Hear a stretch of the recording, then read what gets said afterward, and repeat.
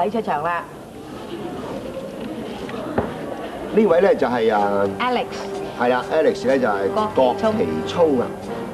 哇，原來你唔好睇佢年紀輕輕喎，佢已經練咗武功成20年喎，即係細個就浸淫喺武功之中㗎。佢而家呢個，咦嗱，考下我啦，係咪雪花刀啊？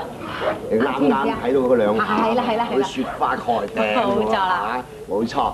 嗱，大家可以分別一下頭先嗰種旋風刀咧，同埋呢種雪花刀咧，完全係唔同嘅打法嘅。咁啊，呢種雪花刀咧就係源自河北省嘅，就係河北省嘅滄州嘅刀法，咁啊所以比較闊啲同埋快啲啦。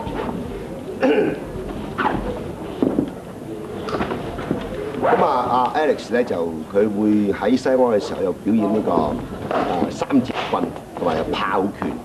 咁啊講起炮拳咧，亦都係北方5大門之一嘅。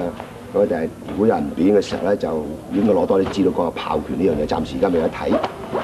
咁啊 Alex 原來嘅職業咧係做電腦嘅。